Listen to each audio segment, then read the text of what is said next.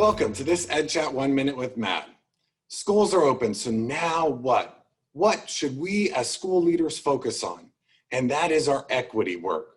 We've all been moved to do better and to make sure we are living in a racially just world, that our Black and brown neighbors and community members and students are living in a world where they have every opportunity and access to their fullest potential in their life.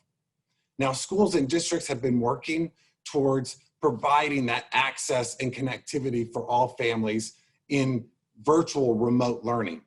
But the work doesn't stop there. Now, as students have that access and that connectivity, we need to think about what are the systems, policies, and procedures that exist within our school that are fundamentally inequitable and institutionally racist.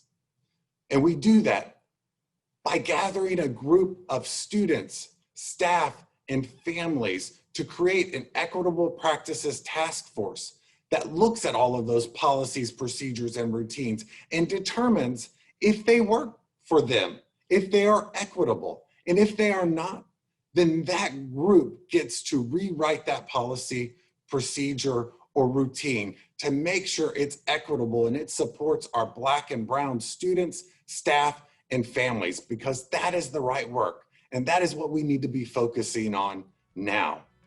Thank you for watching, and we'll see you next time.